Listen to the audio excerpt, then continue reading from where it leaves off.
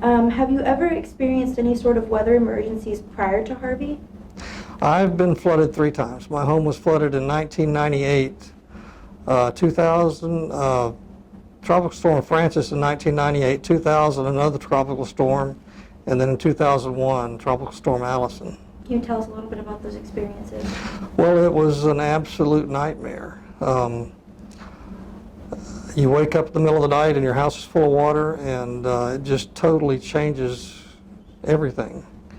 Especially when you flood repeated times, it gets to where it weighs on you, because not only do you fear flooding, but every time the skies get cloudy, you start to wonder. It's the fear of flooding. It's really a nightmare.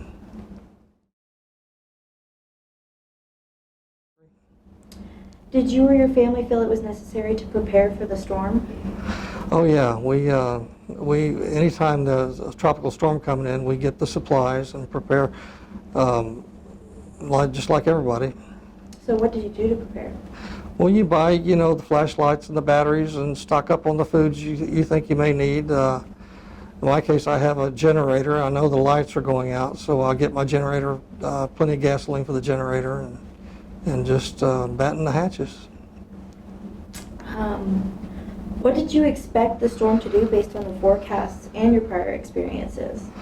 Well, anytime there's a tropical storm coming in, you expect the worst. You never know exactly where the flooding is going to hit, but especially having flooded 3 times, you just get ready. So how did you feel on the first night of the storm? Well, scared.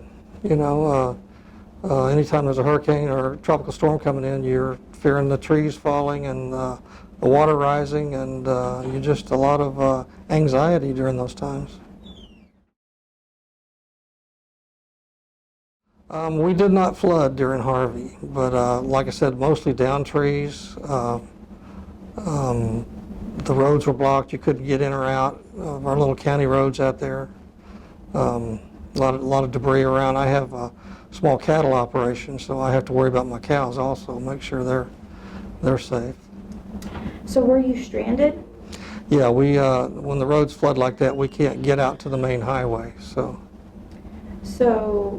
how did you finally manage to get out? Well, you just have to wait till the water goes down, usually within a day or 2.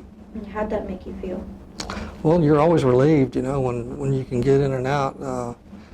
Especially at our age, you worry about medical emergencies and things like that, and so it's always a relief when the roads open back. Harvey? We sort of stay prepared all the time now because of the climate extremes we're experiencing, and the storms are getting worse every year. It seems like, especially in Houston, every other year we have a 500-year flood, and it's a symptom of a more violent climate, the climate crisis overall. So how do you feel about flooding policy and everything that's going on in the environment right now? Well, flooding is a symptom of the climate crisis. The climate extremes, as the planet warms, as global warming increases, the climate is going to become even more extreme. I've done a lot of reading on this, and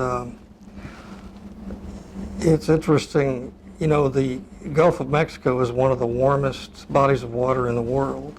The temperatures in the Gulf of Mexico reach 90 degrees now during the summertime.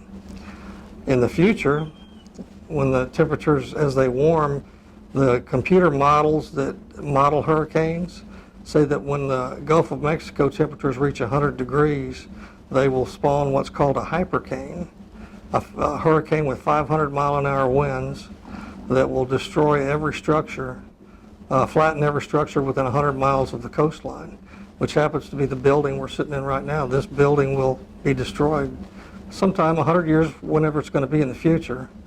But that's why I'm concerned about my grandchildren's future, their grandchildren's future. If we don't get serious about how much carbon dioxide we're pumping into the atmosphere, this is going to continue to worsen.